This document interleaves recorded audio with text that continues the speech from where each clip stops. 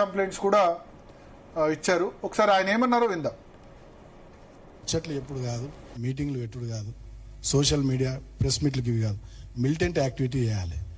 పెట్టూరి మందవారి డివిజన్లో ప్రోగ్రామ్ పెట్టూరి పోయి మొత్తం జీఎం గారి ఆఫీస్ కాల పెడదాం, పోతే 1 నెల రోజులు జైలుకు. కాబట్టి మిలిటెంట్ యాక్టివిటీ కూడా మీరు సీరియస్గా ప్లాన్ చేయాలి. అవసరమైనంత రోజు ఇక్కడ సింగరేణి భవన్ కాల పెట్టూరి మొత్తం అంగడి చేసి పారేరు, ఏముంది. ఆ ఫీలింగ్ రావాలి, ఆ ఓనర్షిప్ రావాలి మన సంఘం మీద, మన నాయకత్వం మీద. కాబట్టి మిలిటెంట్ యాక్టివిటీ ప్లాన్ చేయరు. మన ఏరియాలో అన్ని రైల్వే లైన్లు ఉన్నాయి, కోసిపారేరు రోజు ఓ ప్రోగ్రామ్ పెట్టి రైలు రోకాన్ని పెట్టి రైలు కోసిపారు. సీరియస్ పైసలా నువ్వు పని చేస్తే పైసలు అవే తండాలు తన్నుకుంటా వస్తాయి. నువ్వు ఒక్కటి కాలబెట్టి ఎవడు ఇయ్యడు పైసలు. చూడు గిది ఉండాలి. ముచ్చట్లు ఎప్పుడు కాదు, మీటింగ్లు ఎప్పుడు కాదు, సోషల్ మీడియా ప్రెస్ మీట్లకి ఇవి కాదు, మిలిటెంట్ యాక్టివిటీ చేయాలి. పెట్టూరి మందవారి డివిజన్లో ప్రోగ్రామ్ పెట్టూరి పోయి మొత్తం జీఎం గారి ఆఫీస్ కాల పెడదాం, పోతే 1 నెల రోజులు జైలుకు. కాబట్టి మిలిటెంట్ యాక్టివిటీ కూడా.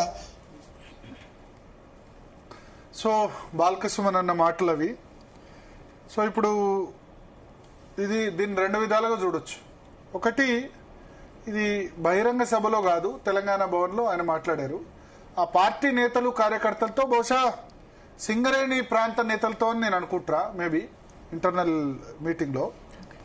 సో యాక్టివిటీస్ ఉండట్లేదు. ప్రజలు పార్టీ 2 విషయాలు చెప్పారు దానిలో, అంతకుముందు బయట విన్నాను. రైతులు ధాన్యం కొనుగోలు గురించి ఎవరు బయటికి రావట్లేదు. బీఆర్ఎస్ పార్టీ ధర్నా చేస్తే 100 మంది బీఆర్ఎస్ నేతలు ఉంటున్నారు, 4-5 మాత్రమే రైతులు ఉంటున్నారు. ఎందుకు రావట్లేదు? ప్రభుత్వం వడ్ల కొనుగోలు సంబంధించో లేకపోతే మక్కల కొనుగోలు సంబంధించో స్పందించాలంటే రైతులు రావాలి కదా. తర్వాత సింగరేణి సంబంధించిన సమస్యలు చాలా ఉన్నాయి. సింగరేణి సమస్యల మీద సింగరేణి మిలిటెంట్ యాక్టివిటీస్ చేయాలి. మిలిటెంట్ అంటే ఉద్దేశం ఏంటంటే, తెలంగాణ ఉద్యమ సమయంలో కొంత మిలిటెంట్ యాక్టివిటీ, ఇదే రైలు రోకో చేశారు. రైలు రోకో చేసినందుకు ఇప్పటికీ చాలా మంది మీద కేసులు ఉన్నాయి. అంటే నార్మల్గా ఇప్పుడు రాస్తా రోకో జాతీయ రహదారుల మీదో లేకపోతే వీటి మీద వేస్తే స్టేట్ పోలీసులు కేసు పెడతారు. బట్ రైలు రోకో అన్నది చాలా పెద్ద కేసు. రైలును ఆపితే, ఎందుకంటే రైలు పట్టాలు ఇబ్బంది అయినా లేకపోతే ఏదైనా ప్రాణాలు పోయే అవకాశం ఉంటుంది కదా. రోడ్డు అంటే సరే ఆపేస్తారు, అక్కడ రోడ్ ఆపితే కనుక ఆగుతాయి, బట్ రైలు ఆ స్పీడ్లో ఆగదు కదా. సో అందుకని రైలు రోకో కేసులు తెలంగాణ ఉద్యమ సమయంలో ఇప్పటికి కూడా ఉన్నాయి.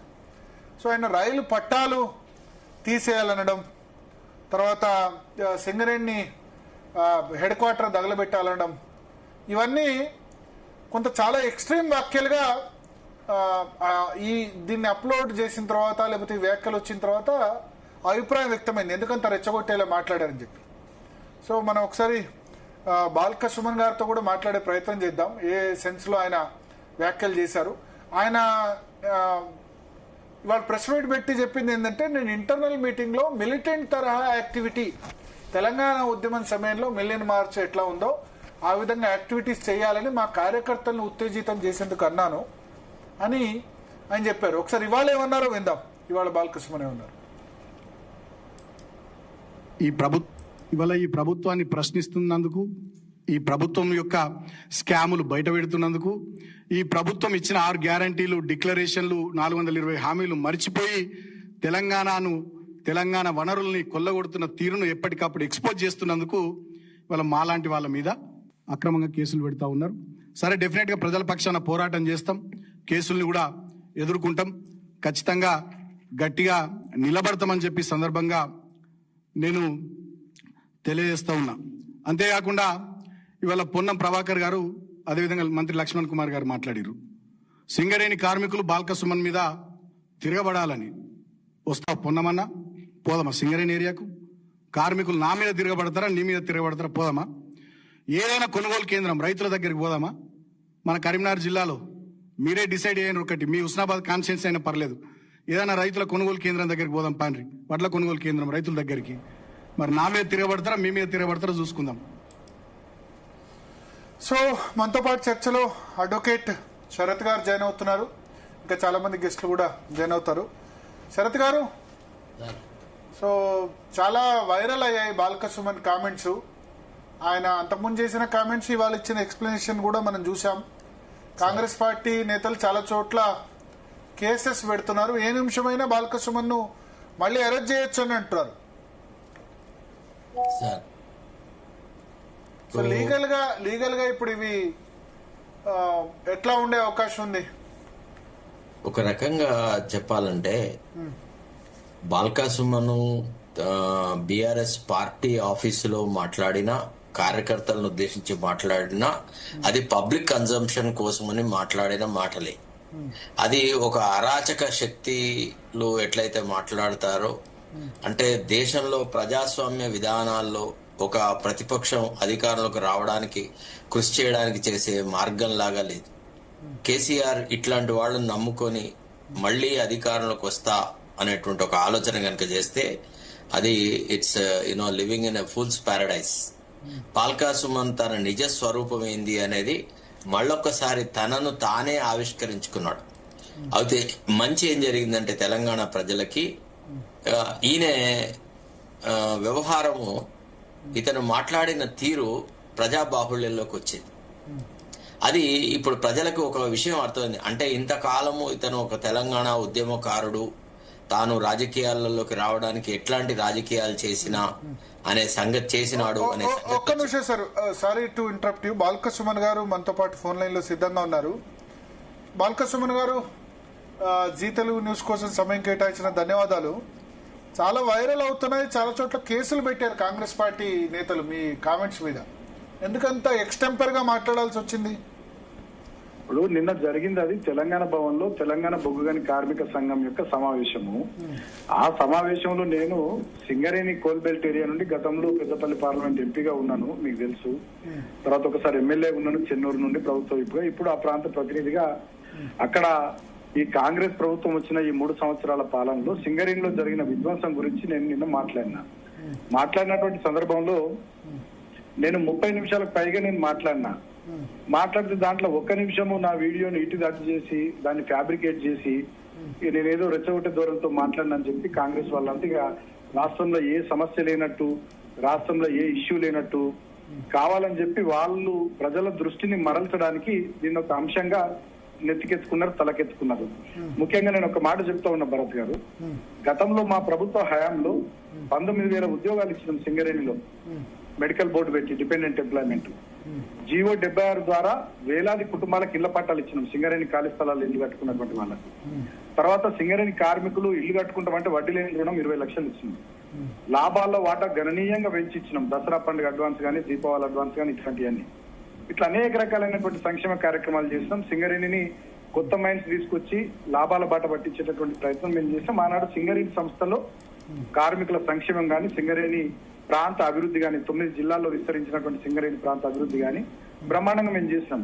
కానీ ఈ 3 సంవత్సరాల కాంగ్రెస్ పార్టీ పాలనలో సింగరేణి పూర్తిగా సంక్షోభంలోకి నెట్టివేయబడ్డది.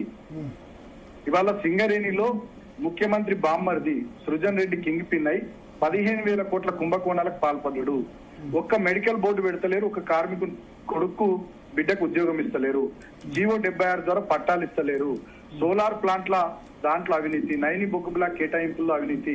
నిన్నటికి నిన్న మా హరీష్ రావు గారు బయట పెట్టిరు 40 లక్షల టన్నుల బొగ్గు, అది ఎక్కడికి మాయమైంది? 1,600 కోట్ల విలువ చేసే బొగ్గు, అది కూడా ఎవరికి అర్థం కానటువంటి పరిస్థితి. ఈ రకంగా సింగరేణిని పూర్తి స్థాయిలో నిర్వీర్యం చేస్తా ఉన్నారు సంస్థను.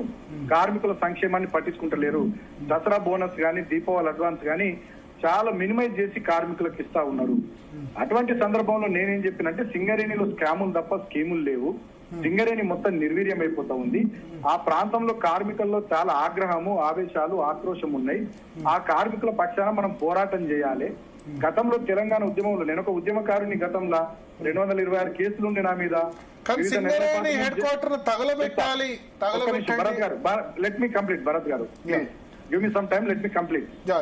అయితే నేను అనేది ఏంటంటే, నేను నిన్న మాట్లాడింది గతంలో తెలంగాణ ఉద్యమంలో ఎట్లయితే సాగరహారము, మిలియన్ మార్చు, సడక్ బంధు, అసెంబ్లీ ముట్టడి లాంటి కార్యక్రమాలు తీసుకున్నామో అటువంటి పోరాటాలు సింగరేణిలో చేయాల్సినటువంటి అవసరం ఉంది. మనం ప్రెస్ మీట్లు పెడితే, మామూలుగా మాట్లాడితే ఈ ప్రభుత్వానికి చీమ గుట్టినట్టయినా లేదు, మొద్దు నిద్ర నటిస్తా ఉంది ఈ ప్రభుత్వం. కాబట్టి కార్మికుల తరఫున పెద్ద ఎత్తున పోరాటాలకు సిద్ధం కావాలని చెప్పి నేను చెప్పినటువంటి అంశం. ఇక దానికి సుమన్ దీన్ని గాలబెట్టమన్నాడు, సుమన్ దాన్ని కూలగొట్టమన్నాడు అని చెప్పి ఈ రాష్ట్రంలో సమస్యలే లేనట్టు కేవలం ఈ రాష్ట్ర ప్రజల దృష్టిని మరల్చడానికి ఇవాళ వీళ్ళు వడ్లు కొంటలేరు, రైతులై కళ్ళాల్లో ఉన్నాయి వడ్లు. అదే విధంగా సింగరేణి కార్మికుల సంక్షేమాన్ని పక్కన పెట్టిర్రు. సింగరేణి సంస్థలో విపరీతమైనటువంటి అవినీతి, 15,000 కోట్ల కుంభకోణాలు జరిగినాయి, 40 లక్షల టన్నుల బొగ్గు మాయమైపోయింది. దీనికి సమాధానం చెప్పే పరిస్థితి లేదు. అంతేకాకుండా నిరుద్యోగులకు ఇస్తామన్నటువంటి 2 లక్షల ఉద్యోగాలు లేవు, నిరుద్యోగ వృత్తి లేదు. వాళ్ళు ఇచ్చిన 6 గ్యారంటీలు, 420 హామీలు, వివిధ డిక్లరేషన్లు, వీటన్నిటిని పక్కన పెట్టిర్రు. వీటి మీద గట్టిగా ప్రశ్నిస్తున్నందుకు, గట్టిగా మాట్లాడుతున్నందుకు నిన్న నా మీద బురద జల్లేటట్టుగా ఒక ఫ్యాబ్రికేటెడ్ వీడియో, ఒక 1 మినిట్ వీడియో పెట్టి ఇక రాష్ట్రంలో ఏ సమస్య లేదు, ఇప్పుడు మీ అంతర్గత సమావేశం కదా, ఎట్లా ఫ్యాబ్రికేటెడ్ వీడియో అవుతుంది? మీరు పంపిస్తేనే కదా. మేము పంపించలేదండి, అదే కదా నేను చెప్తున్నది. అది మా అంతర్గత సమావేశము. అంతర్గత సమావేశంలో నేను ఇంకోటి చెప్తా, నేను ఒక మాట చెప్తా భరత్ గారు వినండి. నేను 30 నిమిషాలకు పైగా మాట్లాడినా నిన్న. 30 నిమిషాలకు పైగా మాట్లాడితే జస్ట్ ఒక 1 మినిట్ వీడియో ఇటు దాటు అటు దిట్టు పెట్టి దాంతో నన్ను నిన్న వాళ్ళ అనుకూల సోషల్ మీడియాలో, ముఖ్యమంత్రి కార్యాలయం ఆదేశాల మేరకు వాళ్ళ అనుకూల మీడియాలో విపరీతంగా వార్తలు ఇస్తున్నారు, విపరీతంగా ట్రోల్ చేస్తూ ఉన్నారు. నేను ఒక్క మాట అంటున్నా, నా మీద ఇవాళ రాష్ట్ర వ్యాప్తంగా కేసులు పెట్టిరు, నన్ను అరెస్ట్ చేసేందుకు ఇప్పుడు తెలంగాణ భవన్ కు పోలీసులను కూడా పంపించారు. నేను ఒక మాట అడుగుతున్నా భరత్ గారు, సరే సుమన్ మీద రేవంత్ రెడ్డికి కాంగ్రెస్ ప్రభుత్వ పెద్దలకు కోపం ఉంటుండొచ్చు, అరెస్టులు చేయండి, కేసులు పెట్టండి. మొన్ననే కేతన్పల్లిలో నన్ను 22 వార్డులో మేము 14 గెలిస్తే అక్కడ మమ్మల్ని చైర్మన్, వైస్ చైర్మన్ కానియకుండా కేసులు పెట్టి నన్ను 16 రోజులు జైల్లో పెట్టిరు. సరే ఇప్పుడు కూడా కేసులు పెట్టి పెడితే జైల్లో పెడతారు కావచ్చు. నేను ఒక మాట అంటున్నా, మొన్న భరత్ గారు please let me complete, due respect please give some time. నేను ఏమంటున్నా, మొన్న అనిరుద్ రెడ్డి గారు జడ్చర్ల ఎమ్మెల్యే, ఆయన ఏమన్నారు, అరవింద ఫార్మాని కాల్ చేస్తా అన్నారు. మక్కాన్ సింగ్ ఠాకూర్ గారు రామగుండం ఎమ్మెల్యే అడ్డంగా నరికేస్తా అని మాట్లాడింది. ఇదే రేవంత్ రెడ్డి గారు పిసిసి అధ్యక్షుడు హోదాలో మల్కాజ్గిరి ఎంపీగా ప్రగతి భవన్ ను నక్సలైట్లు డైనమైట్లు బాంబులు పెట్టి పేల్చేయండి అని మాట్లాడింది. ముఖ్యమంత్రి హోదాలో అసెంబ్లీ వేదికగా ఒక్కొక్కరిని పండబెట్టి తొక్కుతానని మాట్లాడింది. వివిధ సభలలో కండ్ల గుడ్లు తీసి గోలీలాడతా, కడుపుల పేగులు తీసి మెడలేసుకుంటా, నేను ఉత్తగా రాలేదు తొక్కుకుంటూ వచ్చినా ఎవరిని ఇష్టపెట్టా అని చెప్పి వాళ్ళు మాట్లాడారు. మరి వాళ్ళు మాట్లాడినటువంటి వ్యాఖ్యల మీద రాష్ట్రంలో ఎంతమంది మీద కేసులు అయినాయి, ఎంతమందిని అరెస్ట్ చేసిరు, ఎంతమందిని జైళ్లలో పెట్టిరు? ఇవాళ నిన్న మా అంతర్గత సమావేశంలో నేను 30 నిమిషాలకు పైగా మాట్లాడినా. ఏదో ఒక అంశాన్ని తీసుకొని దాన్ని రాద్ధాంతం చేసి, రాజకీయం చేసి, నానయాగి చేసి, రాష్ట్రంలో రైతుల సమస్యలు లేనట్టు, సింగరేణి కార్మికుల సమస్యలు లేనట్టు, ఇతరత్ర అసలు ఏ అంశాలు లేనట్టు హడావిడిగా నా మీద కేసులు పెట్టి, నేను ఒక మాట అడుగుతున్నా భరత్ గారు, మీరు చెప్పండి, బండి సంజయ్ కొడుకు దుర్మార్గంగా ప్రవర్తిస్తే, ఒక అన్యాయమైనటువంటి అభ్యంతరకరమైనటువంటి ఒక పని చేస్తే ఆయన మీద కేసు పెట్టడానికి ఎన్ని రోజులు పట్టింది? ఆయన అరెస్ట్ చేయడానికి 9 రోజులకు పైగా టైం తీసుకున్నారు. ప్రజాక్షేత్రంలో విపరీతమైనటువంటి వ్యతిరేకత వస్తాయి. బాల్క సుమన్ నిన్న మధ్యాహ్నం మాట్లాడితే ఇవాళ ప్రొద్దున్నే కేసులైనా ఇప్పుడు తెలంగాణ భవన్ పోలీసులను పంపించి అర్జెంట్ గా బాల్క సుమన్ జైల్లో పెట్టాలి. ఎందుకంటే బాల్క సుమన్ మీద అంత ప్రేమ ఈ రేవంత్ రెడ్డి గారికి? ప్రభుత్వాన్ని ప్రశ్నిస్తున్నందుక, ప్రభుత్వం గురించి మాట్లాడుతున్నందుక? ఇప్పుడు నా మీద పగబట్టడం కాదు కదా, నా మీద కేసులు పెట్టడం కాదు కదా. నేను మాట్లాడిన అంశాల్లో పోరాట స్ఫూర్తిని చూడాలి తప్ప నేను ఏదో రెచ్చగొట్టే దూరంతో మాట్లాడిగా నేను మొత్తం ఇక ఏదో చేసేసిన దూరంతో వాళ్ళు విపరీతంగా నిన్నటి నుంచి నా మీద దాడి చేస్తూ అసలు విషయాలను మరుగున వాడేస్తున్నారు. ఇవాళ సింగరేణిలో 40 లక్షల టన్నుల బొగ్గు మాయమైంది, 1600 కోట్లు దాని విలువ. దాని గురించి మాట్లాడమనండి. మెడికల్ బోర్డు పెడతలేరు, దాని గురించి మాట్లాడమనండి. జీవో 76 కింద పట్టాలు ఇస్తలేరు, దాని గురించి మాట్లాడమనండి. ఇటువంటి కార్మికుల సమస్యలు మాట్లాడమని, వీటికి సమాధానాలు చెప్పమని మేము అడిగితే 15,000 కోట్ల కుంభకోణాలు చేసి వాటి సంగతి ఏంటి? 4,000 కోట్ల, ఒక్క నిమిషం భరత్ గారు ఒక్క నిమిషం, 4,000 కోట్ల ఓడీలు ఇవాళ సింగరేణి వీళ్ళ ప్రభుత్వం వచ్చిన తర్వాత పోయింది. 54,000 కోట్ల బకాయిలు ఉన్నాయి సింగరేణి సంస్థకు. అసలు ఇది ఉంటదా పోతుందా అని చెప్పి 9 జిల్లాల్లో కార్మికులు, వాళ్ళ కుటుంబాల, ప్రాంత ప్రజలు తీవ్రమైనటువంటి ఆందోళనతో ఉన్నారు. ఆ కార్మికుల ఆందోళన, ఆగ్రహము, ఆక్రోశము దాన్ని నిన్న మాటల్లో వెల్లడించిన దాన్ని అట్లనే చూడాలి తప్ప ఇక సుమను ఇట్లన్నాడు అట్లన్నాడు, సుమన్ మీద కేసులు పెడదాం, సుమన్ జైల్లో పెడదాం, ఇక రాష్ట్రం లేదు, సమస్య లేనట్టు ఇవాళ బీజేపీ కాంగ్రెస్ మ్యాచ్ ఫిక్సింగ్ చేసుకొని ముఖ్యమంత్రి, బీజేపీ నాయకులందరూ నా మీద దాడి చేసుకుంటూ అసలు అంశాన్ని పక్కకు పంపిస్తున్నారు. నేనేమంటూ రైతుల వడ్లు కొనుగోలు దాని గురించి మాట్లాడుర్రి, సింగరేణిలో జరుగుతున్న నష్టాల గురించి, మీరు చేస్తున్న కుంభకోణాల గురించి మాట్లాడుర్రి, సమాధానాలు చెప్పుర్రి. మీరు ఇచ్చిన 6 గ్యారంటీలు, 420 హామీలు, వివిధ డిక్లరేషన్లు, వాటి గురించి మాట్లాడమని భరత్ గారు నేను ఏమంటున్నా, స్పందించాల్సినటువంటి ప్రభుత్వ పెద్దలు వాటిని పక్కన పెట్టి ఇక కోతికి కొబ్బరి చిప్ప దొరికింది కదా, ఇక బాల్క సుమన్ నిన్ను ఇట్లా అన్నాడని చెప్పి ఒక ఫ్యాబ్రికేటెడ్ వీడియో పెట్టి దాన్ని ఇదేదో జాతీయ సమస్య అయినట్టు, ఇదేదో అంతర్జాతీయ సమస్య అయినట్టు, దీంతో మొత్తం ఏదో అయిపోతుంది అన్నట్టుగా వాళ్ళు ప్రవర్తించడం అది కరెక్ట్ కాదు. ఓకే, ఇక్కడ 2-3 క్వశ్చన్స్. ఒకటి, సింగరేణి, ఇప్పుడు మీరు సింగరేణి సమస్యలు ఎస్ ఉన్నాయి, చాలా సమస్యలు ఉన్నాయి. దానికి సొల్యూషన్ సింగరేణి కార్యాలయం తగలబెట్టడమే పరిష్కారమా? ఆ మాట అనడం వల్ల ఇబ్బంది అయింది. ఒకటి, ఆ మాట ఎందుకు అనాల్సి వచ్చింది? సింగరేణి కార్యాలయం తగలబెట్టండి అని చెప్పి వాళ్ళ మీటింగ్ లో, అంటే నాకు తెలిసి మీకు తెలంగాణ బొగ్గుగని కార్మిక సంఘం మీటింగే కదా అది? తెలంగాణ బొగ్గుగని కార్మిక సంఘం మీటింగ్ లో నేను మాట్లాడింది ఏంటంటే, తెలంగాణ ఉద్యమంలో ఏ స్థాయిలో తీవ్రంగా పోరాటం చేశామో ఇప్పుడు ఆ స్థాయిలో పోరాటం చేయాల్సినటువంటి అవసరం ఉంది. ఆ సెన్స్ లో నేను మాట్లాడిన తప్ప అదేదో వేరే రకంగా నేను మాట్లాడలేదు. నెంబర్ 1. నెంబర్ 2, అదే మాట మిలిటెంట్ పోరాటం తెలంగాణ ఉద్యమ సమయంలో అంటే బాగుండేది. మీరు తగలబెట్టండి అనేసరికి ఇప్పుడు ఆపర్చునిటీ ఇచ్చినట్టు అయింది కదా కాంగ్రెస్ పార్టీకి. మీరు ఆపర్చునిటీ ఇచ్చినట్టు కదా? నేను ఒక మాట అంటున్న భరత్ గారు, కాంగ్రెస్ పార్టీకి ఆపర్చునిటీ వచ్చింది. తెలంగాణ రాష్ట్ర ప్రజలు మొన్న అవకాశం ఇచ్చిర్రు అధికారంలో. 3వ సంవత్సరం పాలన, ప్రజలకు పనిచేయండి, రైతులకు ఇచ్చిన హామీలు నెరవేర్చండి, కార్మికులకు ఇచ్చిన హామీలు నెరవేర్చండి, నిరుద్యోగులకు ఇచ్చిన హామీలు నెరవేర్చండి, మహిళలకు ఇచ్చిన హామీలు నెరవేర్చండి. ఇవన్నీ పక్కన పెట్టేసి బాల్క సుమన్ మీద కేసులు పెట్టాలి, బీఆర్ఎస్ లో ప్రశ్నించేటోళ్ళ మీద కేసులు పెట్టాలి. ఇదేం పద్ధతి అండి? ఎవరైనా సోషల్ మీడియాలో ప్రశ్నిస్తే కేసులు పెట్టాలి, ఎవరన్నా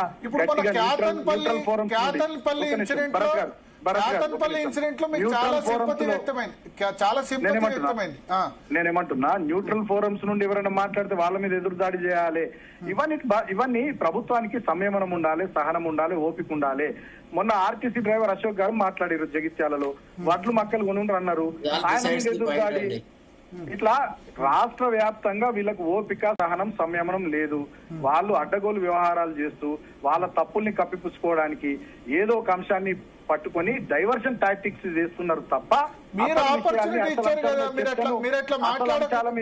అసలు అంశాల మీద చర్చను మీరు అట్లా మాట్లాడకుంటే అయిపోయింది కదా. మీరు ఆపర్చునిటీ ఇచ్చారు కదా, ఇప్పుడు మీరు వాళ్ళకి ఆపర్చునిటీ ఇచ్చారు. నేను చెప్తున్నా, కేతన్పల్లి వ్యవహారంలో మీకు చాలా సింపతి వ్యక్తమైంది, మళ్ళీ మీరు గెలుచుకున్నారు కూడా కేతన్పల్లి మున్సిపాలిటీ. భరత్ గారు నేనేమంటున్నా, ఇదే ముఖ్యమంత్రి గారు ఆనాడు పిసిసి అధ్యక్షుడి హోదాలో మల్కాజ్గిరి ఎంపీగా ఉన్నప్పుడు బాంబులు పెట్టి పేల్చేయమన్నాడండి, కూల్ చేయమన్నాడండి, కాలబెట్టమన్నాడండి. ఇప్పుడు ముఖ్యమంత్రి హోదాలో కూడా పండబెట్టి తొక్కుతా అంటున్నాడు, ఒక్కొక్కరు పేగులు తీసి మెడలేసుకుంటా అంటున్నాడు. మా నాయకుల చావును ఎన్నిసార్లు కోరుకున్నాడు పబ్లిక్ ఫోరమ్స్ లో, మీరు చూస్తా ఉన్నారు. నేను ఇందాక చెప్పిన అనిరుద్ రెడ్డి గారిది కావాలంటే మీకు వీడియోలు పంపిస్తా, మక్కాన్ సింగ్ ఠాకూర్ గారిది వీడియోలు పంపిస్తా, ఇతర ఎమ్మెల్యేలు మాట్లాడిన వీడియోలు పంపిస్తా. వాళ్ళంతా ఎట్లా మాట్లాడుతున్నారు, వాళ్ళంతా ఎట్లా వ్యవహారం చేస్తున్నారు. నేను మా కార్మికుల ఆవేదన, ఆక్రోశం, ఆగ్రహాన్ని వెళ్ళగ వాళ్ళు మాట్లాడినప్పుడు కేసులు పెట్టారా? వాళ్ళు మాట్లాడినప్పుడు బీఆర్ఎస్ వాళ్ళు కేసులు పెట్టారా? అనిరుద్ రెడ్డి గారి మీద కేసు అయిందా మీరు చెప్పండి? మీరు కేసులు పెట్టారు, ఇవాళ ఇప్పుడు కాంగ్రెస్ కంప్లైంట్లు ఇచ్చినాం. మేము చాలా చోట్ల కంప్లైంట్ ఇచ్చినాం. మక్కన్ సింగ్ ఠాకూర్ గారి మీద కంప్లైంట్ ఇచ్చినాం, అనిరుద్ రెడ్డి గారి మీద కంప్లైంట్ ఇచ్చినాం, ఇదే రేవంత్ రెడ్డి గారి మీద ఎన్నో పిటిషన్లు ఇచ్చినాం. ఎక్కడైనా ఒక కేసు అయిందా మీరు? ఇప్పుడు మీరు ఒక మాట అన్నారు ఏంటంటే 100 మంది టీఆర్ఎస్ కార్యకర్తలు వస్తున్నారు కానీ రైతులు మాత్రం రావట్లేదు, ధర్నా చేద్దామంటే రైతులు రావట్లేదు అంటారు. అట్లాంటప్పుడు ప్రాబ్లం రైతులకు లేని ప్రాబ్లం మీకెందుకు? భరత్ గారు అది కూడా తప్పు, అది కూడా ఫ్యాబ్రికేట్ చేసిరు. వినండి భరత్ గారు వినండి, అది కూడా ఫ్యాబ్రికేట్ చేసిరు. నేను అదే అంటున్నా, ముందరిది వెనకది కట్ చేసి వీడియో రిలీజ్ చేసిరు. నేనేమంటున్నా, నేను మాట్లాడింది రైతులు ఇవాళ కల్లాల దగ్గరనే ఉన్నారు, వాళ్ళు ఆందోళనతో ఉన్నారు, వడ్లు కొంటలేదు ఈ ప్రభుత్వం. మా ఏరియాలో వర్షాలు పడుతున్నాయి విపరీతంగా, దారుణంగా తయారైంది పరిస్థితి. ముగ్గురు నలుగురు రైతులు ఒక్కొక్కరు 2000 3000 వేసుకొని వాళ్ళు లారీలు మాట్లాడుకుని మిల్లర్లతో మాట్లాడుకుని ధాన్యాన్ని పంపించుకునే పరిస్థితి వచ్చింది. రైతులంతా కల్లాల దగ్గర ఉన్నారు. మనం రోడ్లకి ధర్నాలు చేస్తున్నామని నేను మాట్లాడిన తప్ప రైతులు వస్తలేరని నేను మాట్లాడలే. రైతులు భయపడుతున్నారు, ఆందోళన పడుతున్నారు, ఇబ్బంది పడుతున్నారు. రైతులే వస్తున్నారు, 100 మంది వస్తే ఎట్లా మనం ధర్నా చేయాల్సిందని చెప్పి నిజంగా రైతుల సమస్య ఉంది కానీ ఎందుకు బయటకు రావట్లేదు? రైతులు వడ్లకు సంబంధించి, మక్కలకు సంబంధించి ప్రతి చోట సమస్య ఉంది, ఐ యాక్సెప్ట్. బట్ వాళ్ళు రానిది 100 మంది వాళ్ళు వస్తే 4 మీరు వస్తారు అన్నప్పుడు నేనేమంటున్నా, కల్లాల దగ్గర ఉంటున్నారు అన్న. నేను దానికన్నా ముందు వీడియో కట్ చేసిన వాళ్ళు రైతులు కల్లాల దగ్గరనే ఉంటున్నారు, రాత్రి వాళ్ళు అక్కడనే పడుకుంటున్నారు మాట్లాడినా తప్ప నేను ఇంకోటి మాట్లాడలేదు. ఇప్పుడు తెలంగాణ భవన్ లో జరిగిన మీటింగ్ కు ఓన్లీ మీ అఫీషియల్ మీడియానే వస్తుంది కదా, మీ అఫీషియల్ మీడియా దానిలోంచి వాళ్ళు ఎట్లా కట్ చేయగలుగుతారు? వాళ్ళు చేసిందే కదా ఇంటర్నల్ మీటింగ్ లో. నేనేమంటున్నా, అది ఎట్లా జరిగింది, ఏం జరిగింది అన్నది పక్కన పెడితే భరత్ గారు నేను ఒక మాట చెప్తున్నా. My intention is very clear. ఏంటంటే, నేను మా కార్మికుల ఆగ్రహము, ఆక్రోశము, ఆవేదనను ఈ ప్రభుత్వం దృష్టికి తీసుకొని పోవాలి, దానికోసం పెద్ద ఎత్తున పోరాటాలు చేయాలని చెప్పిన తప్ప వేరే ఉద్దేశం. రేజ్ చేసిన ఇష్యూస్ అన్ని జెన్యునే, కానీ రేజ్ చేసిన విధానం కరెక్ట్ లేదని నేను అంట. అది రెచ్చగొట్టేలా ఉంది అని ఇప్పుడు ప్రభుత్వం ఇప్పుడు తెలంగాణ భవన్ ముందున్నారు పోలీసులు, ఏ నిమిషమైనా మిమ్మల్ని అరెస్ట్ చేయొచ్చు అని అంటారు. కేసెస్ చాలా చోట్ల ఫైల్ అయినాయి. ఇది అశాంతి రెచ్చగొట్టే విధంగా మా సింగరేణి కార్మికుల గురించి మాట్లాడితే, మా సింగరేణి సంస్థ పరిరక్షణ గురించి మాట్లాడితే నా మీద అక్రమంగా కేసులు పెట్టి నన్ను అరెస్ట్ చేసి జైళ్లకు పంపించి పీడీ యాక్టులు పెట్టి రేవంత్ రెడ్డి గారు ఈ ప్రభుత్వ పెద్దలు పైశాచిక ఆనందం పొందుతా అంటే పొందనియండి. Let the people decide, let the Singareni workers decide. రాష్ట్రంలో ఏం జరుగుతా ఉందో ప్రజలంతా చూస్తూ ఉన్నారు. కానీ నడవని, వాళ్ళ చేతుల అధికారం ఉంది, కేసులు పెడతారు. మా శరత్ గారు అడ్వకేట్ ఉన్నారు, సరే నా తరఫున వాదిస్తారా నాకు బెయిల్ ఇప్పిస్తారో చూద్దాం కానీ నేను ఇంకో ఛానల్ కు ఫోన్ ఇవ్వబోతున్నా. భరత్ గారు మీరు వారిని తీసుకోండి. ఒక్క నిమిషం శరత్ గారు మిమ్మల్ని ప్రశ్నలు అడుగుతారట. శరత్ గారు చెప్పండి. శరత్ గారు నమస్తే. నమస్తే. నిన్న మాట్లాడిన మాటలకు ఈ రోజు ఇచ్చిన సంజాయిషీకి ఏమైనా వ్యత్యాసం కనబడుతుందా లేదా? పోనీ ఒకవేళ right they have doctored your video అని అన్నావు కదా, you release the full video, what did you say అనేది అర్థం చేసుకుందాం. నువ్వు అన్కాంటెక్చువల్ గా నిన్ను ప్రొజెక్ట్ చేసినారనేదే కదా నీ వాదన. Your defence is that you been projected in a wrong way, it is doctor, it is manipulated, you are being projected as anti social element అనేదే కదా నీ వాదన. మరి యూ రిలీజ్ ఆ వీడియో ఎవరు రిలీజ్ చేసినో కూడా తెలియదు. శరత్ గారు నేనేమంటున్నా, ఆ వీడియో ఎవరు రిలీజ్ చేసినో కూడా తెలియదు. శరత్ గారు మిమ్మల్ని ఆర్గ్యూ చేయాలని అడుగుతున్నారు, మీరు ఆర్గ్యూ చేస్తారా బెయిల్ ఇప్పిస్తారా అని అడుగుతున్నారు ఓపెన్ గా. కాదండి, ఆయన ఏదైనా మంచి పని చేయమనండి sir, definitely I will stand by him అని. ఇట్లా కాటన్పల్లి విషయంలో మీరు స్టాండ్ సపోర్ట్ గా చేశారు కదా, ఈ విషయంలో కూడా స్టాండ్ సపోర్ట్. భరత్ గారు నేను ఒకటే విషయం చెప్తాను. నేను ఆ ప్రాంతంలో సింగరేణి సంస్థకు జరుగుతున్న నష్టం గాని, మా కార్మికులకు జరుగుతున్న ఇబ్బందులు గాని, ఆ సందర్భంలో వారి ఆక్రోశాన్ని నేను వెళ్ళగక్కిన తప్ప వేరే దురుద్దేశాలు ఏం లేవండి. సరేనా? ఇక భరత్ గారు వారు శరత్ గారు ఏం చెప్తారు, మీరు ఏం డిబేట్ కంటిన్యూ చేసుకుంటారు చేసుకోండి. నేను ఇంకొక ఛానల్ కి ఫోన్ ఇచ్చేది ఉంది. Thank you so much Sharath garu. Thank you Bharat గారు. థ్యాంక్ యూ బాలకృష్ణ గారు. సో శరత్ గారు సార్ ఆయన ఓపెన్ గా అడుగుతున్నారు అడ్వకేట్ గా బెయిల్ ఇప్పిస్తారా అని చెప్పి. సో ఇప్పుడు ఈ వ్యాఖ్యల్ని లీగల్ గా టర్మినాలజీలో ఏదైనా పెట్టొచ్చు, దేశద్రోహం, రాష్ట్ర ద్రోహం, లేకపోతే అల్లర్లు సృష్టించేందుకు ప్రయత్నం చేశారని చెప్పి, గతంలో ఇన్సైటింగ్ వైలెన్స్ అని చెప్పి. సో గతంలో ఇట్లా జరిగిన సందర్భాలు శిక్ష పడ్డవి ప్రూవ్ అయిన సందర్భాలు ఉన్నాయా? చాలా ఉన్నాయి. తర్వాత రెండోది ఏంటంటే, ఒక విద్యాధికుడు చదువుకున్నాడు, పిహెచ్డి చేసినాడు, ఉస్మానియా యూనివర్సిటీ విద్యార్థి దశ నుంచి వచ్చినటువంటి వ్యక్తిలో ఎంత సంయమనం ఉండాలా? ఈనాడు ప్రతిపక్షంలో ఉన్న వ్యక్తి ప్రజలను తమ అంటే ఆందోళన వైపు సమాయత్తపరచాలన్నా, ప్రజలకు సంబంధించిన సమస్యల మీద పోరాడాలన్నా అతను ఎంత మ్యాచ్యూరిటీ ఎక్స్పెక్ట్ చేస్తారు. ఈ రకమైనటువంటి అరాచకవాదము ఆ పార్టీకి ఒక రకంగా ఉపయోగపడదు. రెండోది ఏంటంటే, ఇవాళ మొత్తం పార్టీని డిఫెన్స్ లో పెట్టినాడా లేదా? అంటే తెలంగాణ భవన్ అనేది ఇట్లాంటి అరాచకమైన పనులకు నిలయంగా మారిందా? ఒకసారి ఇప్పుడు రాష్ట్రంలో సమస్యల గురించి ఆయన మాట్లాడుతానండి. ఇప్పుడు వాళ్ళ ప్రభుత్వంలో కూడా సమస్యలు ఉన్నాయి, రాష్ట్రంలో సమస్యలు లేవు అని ఎవడు అనలేదు. ఆయన చెప్పిన ప్రతి అంశంతో మనం ఏకీభవిస్తాం. సింగరేణి కాలనీస్ ని సర్వనాశనం చేస్తున్నారని యాక్సెప్ట్ చేద్దాము. తర్వాత మెడికల్ బోర్డు పెట్టట్లేదు, తర్వాత కారుణ్య నియామకాలు లేదు, ఇవన్నీ ఒప్పుకుందామండి. మొత్తం సింగరేణి కంపెనీస్ ని తాకట్టు పెట్టినారు. And the honourable minister for mines Bhatti Vikramarka is hopelessly involved in all the scandals అనేది నేను అగ్రీ అవుతా. But how do you say that you will burn the Singareni GMs office? పైసలు ఎట్టరావు, నువ్వు 2 వైలెంట్ ఇన్సిడెంట్ చేస్తే గజగజ వనికి పైసలు ఇస్తారు అనే యాంగిల్లో, అంటే is it not extortion? Is it not intimidating the people? ఇది ఆయనకు సూట్ అవుతుందా చెప్పండి ఒక మాట. ఇప్పుడు ఒకటేందంటే, నాది పొరపాటు జరిగింది, నేను అట్లా మాట్లాడాల్సింది కాదు, కొంత ఆవేశంలో మాట్లాడినా, ఇంకో భవిష్యత్తులో ఇట్లా మాట్లాడను, ఇంకో కొత్త ధనంలో నేను రాజకీయాలను చేస్తా అని అంటే ఆయన పట్ల గౌరవం పెరుగుతుంది తప్ప ఇట్లాంటి అరాచకమైన మాటలు మాట్లాడితే ఎట్లా? అది సాధ్యం కాదు కదా. ఇప్పుడు ఆయన పట్ల ఉన్న గౌరవ భావన, ఇప్పుడు ఏదో ఓడిపోయిన తర్వాత మళ్ళీ ప్రజలలో తిరుగుతున్నాడు, మొన్న కేతనపల్లిలో గెలిపించినాడు, ఇప్పుడు మా ప్రాంతపు మినిస్టర్ కన్నా ఎక్కువగా ఆయన ప్రజలకు అందుబాటులో ఉండే ప్రయత్నం చేస్తున్నాడు అన్న ఒక పాజిటివ్ ఫ్రేమ్ ఆఫ్ మైండ్ వస్తున్న దశలో నిజానికి బాల్కసుమన్ను ఓడగొట్టడానికి ప్రముఖ పాత్ర నేనే వహించిన. ఆయన అక్కడ ఒక మీటింగ్ లో మా మంత్రి అంటే ఇప్పుడు మంత్రిగా ఉన్న వివేక్ కి రాజకీయ భవిష్యత్తు లేకుండా చేస్తా, ఇదివరకు ఒకసారి ఆయనను ఎంపీగా ఓడగొట్టినా అని చాలా దుర్మార్గంగా మాట్లాడితే మేం ఛాలెంజ్ చేసినాం, ఈసారి నీ రాజకీయ భవిష్యత్తునే జీరో చేస్తాం, ఈసారి నేను ఖచ్చితంగా ఓడించి తీరుతామన్నాం. అన్నట్టుగానే 36,000 ఓట్ల చిల్లరతో ఓడగొట్టాం. తర్వాత మాకేమని జరిగింది, ఇంకా దరిద్రమైనటువంటి ఎమ్మెల్యే మాకు వచ్చినాడు. సరేలే పోనీలే, యువకుడు ఏదో తెలుసో తెలియకో కొన్ని పొరపాట్లు చేసినాడు, ఇప్పుడు సరిదిద్దుకుంటున్నాడు, ఇప్పుడిప్పుడే ప్రజలలో మళ్ళీ ఒక కొత్త పంథాలో వస్తున్నాడు అని మేము అతనికి మద్దతు ఇవ్వాలన్న ఒక పాజిటివ్ ఫ్రేమ్ ఆఫ్ మైండ్ లో వస్తుంటే, ఇప్పుడు ఆయన మాట్లాడిన మాటలు ఎంత డిఫెన్స్లెస్ గా ఉన్నాయి చెప్పండి. ఇప్పుడు అతను మాట్లాడాల్సిన మాటలేనా అవి? అంటే కార్యకర్తలను ఎంకరేజ్ చేయడానికి పోయి జిఎంఏ ఆఫీసులను కూలగొట్టండి, లేదా పైసలు వసూలు చేయండి, అరాచకం చేయండి అని చెప్తారా? ఇజిటే ఇప్పుడు ఒక్కొక్క విషయం చెప్పాలి, పార్టీకి కూడా కొంత తలవంపే, కొంత ఆయనను కంట్రోల్ చేయకపోతే రేపు భవిష్యత్తులో బీఆర్ఎస్ అనే దాన్ని ఒక పూర్తిగా దరిద్రంగా చూస్తారు.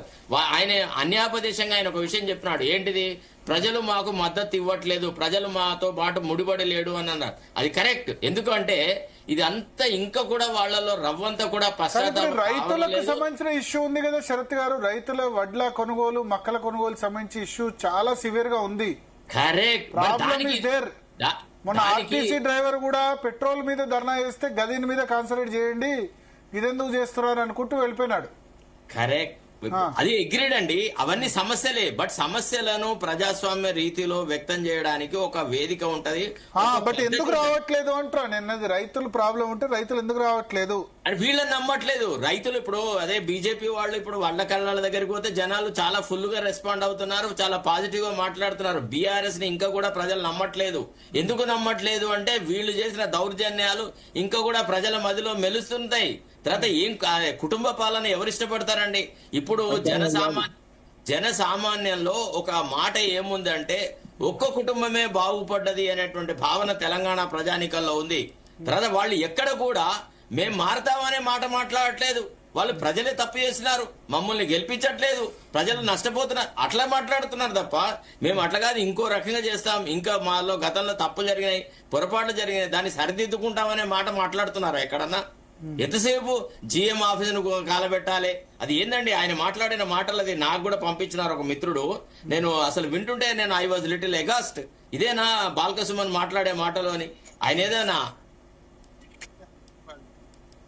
హలో కట్ అయింది, వాట్ మిలిటెంట్ యాక్టివిటీ అంటే ఆయన చెప్పేది. ఓకే మనతో పాటు సార్ చెప్పండి.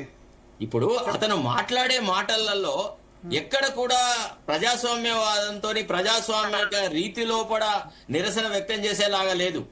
అతను ఒక అరాచక శక్తి లాగా మాట్లాడినాడు. It is most indefensible. ఇకనైనా I advise him to change his way of functioning. Paparao garu Jain garu, Paparao garu thank you sir, thank you sir. ఉండండి సార్, మీరు లైన్ లో ఉండండి. పాపారావు గారు, నేను ఒక చిన్న పని ఉంది సార్ నాకు. Okay sir, okay. పాపారావు గారు, శుభ్రత్ పటేల్ గారు బీఆర్ఎస్ నుంచి జైన్ గారు. పాపారావు గారు మ్యూట్ తీసేసి మాట్లాడండి సార్. పాపారావు గారు మ్యూట్ తీసేసి మాట్లాడండి. ఎస్ తీశాను. అది నేను అదే మీ ప్రశ్న కూడా నాకు అర్థమైంది. మీరు అడిగింది మరి జనాలు ఎందుకు బయటికి రావటం లేదు అనేది అడిగారు మీరు. జనాలు చాలా తెలివైన వాళ్ళు, వాళ్ళ సమస్యలు కూడా చాలా తీవ్రంగా ఉన్నాయి. ఎందుకంటే నిన్నటిదాకా మనం మాట్లాడుకుంటున్న డిబేట్లు అన్నింటిలో మన చర్చలు, ముఖ్యంగా మన చర్చలు జీ న్యూస్ మీ చర్చ అయితే నేను చాలా పర్టికులర్ గా అప్పుడు ఫాలో అవ్వలేకపోయినా యూట్యూబ్ లో నేను చూస్తా. ఎందుకంటే చర్చ డెప్త్ ఉంటుంది, చర్చ కంక్లూజన్ దాకా తీసుకెళ్తారు కాబట్టి ఆ చర్చలు అంటే నాకు ఇష్టం కొద్దీ నేను చూస్తాను. నిన్నటిదాకా జరిగిన చర్చల్లో వస్తున్న నిర్ధారణ ఏంటంటే బీఆర్ఎస్ ఆదరణ ఉందనే రకంగా ఎంతో కొంత మెరుగ్గానే చేసింది అనేది మనం చర్చలన్నింటిలో అందరం సారాంశంగా విభేదాలు ఉంటాయి ముందు. ఇవాళకు వచ్చేసరికి మొత్తంగా బీఆర్ఎస్ జనాలు రావటం లేదని బాల్కసుమన్ అని చెప్పిన మాటలను తీసుకొని మనం బీఆర్ఎస్ తప్పులన్నీ మళ్ళీ ఇచ్చేది మళ్ళీ మొదలైనట్టుంది. అక్కడ మనం ఎక్స్ట్రీమ్ నుంచి ఎక్స్ట్రీమ్కి వెళ్ళటం అనేది అవసరం లేదు. నేను చెప్పేది ఒకటి, ప్రజలు చాలా తెలివైన వాళ్ళు, వాళ్ళకు ఒకటి అర్థమైంది ఏంటంటే మనం కింద పడ్డా మీద పడ్డా తన్నుకున్నా గిలగిలా కొట్టుకున్నా